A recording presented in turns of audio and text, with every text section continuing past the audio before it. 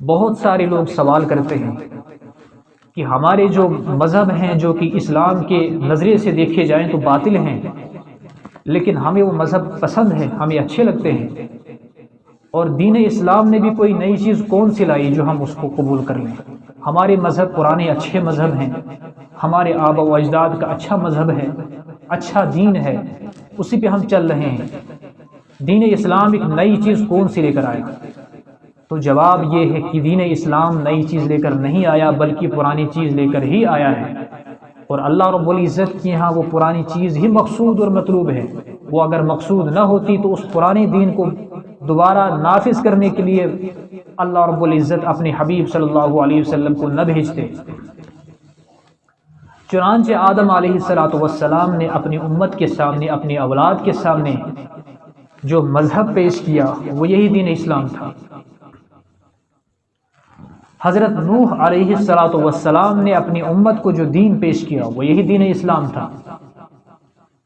اور حضرت ابراہیم علیہ السلام نے بھی دین اسلام ہی پیش فرمایا، چنانچہ قرآن پاک نے اس کو نقل فرمایا کہ ابراہیم علیہ السلام نے جہاں پر یہ فرمایا کہ میں مسلمان ہوں، اللہ رب العزت نے اعلان کروایا قل ان صلاتي ونسكي ومحياي ومماتي لله رب العالمين لا شريك له وبذلك امرت وانا اول المسلمين۔ ابراہیم علیہ السلام بھی مسلمان ہیں، اور آگے چل کر ان کی جو اولاد ہے انہوں نے بھی اپنی اولاد کو دنیا سے جاتے وقت یہی نصیحت کی کہ اسی دین پر قائم رہنا، اور خود حضرت ابراہیم علیہ السلام نے بھی یہی وصیت فرمائی وَوَصَّى بِهَا إِبْرَاهِيمُ بَنِيهِ وَيَعْقُوبُ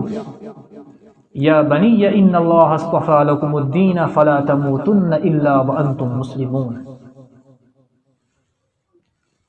اے میرے بیٹو، حق سبحانہ و تعالی نے تمہیں چن لیا ہے کائنات کے اندر، تمہیں پسند کیا ہے، فَلَا تَمُوتُنَّ إِلَّا وَأَنْتُمْ مُسْلِمُونَ، پس جب دنیا سے چلے جانے کا وقت آئے تو موت اس حال میں آنی چاہیے کہ تم مسلمان کی حالت میں ہو۔ تو اپنی اولاد کو بھی اسلام ہی کی ترغیب دی جا رہی ہے اور اسلام ہی کی وصیت کی جا رہی ہے۔ حضرت عیسیٰ علیہ السلام کے حواریین نے جب ان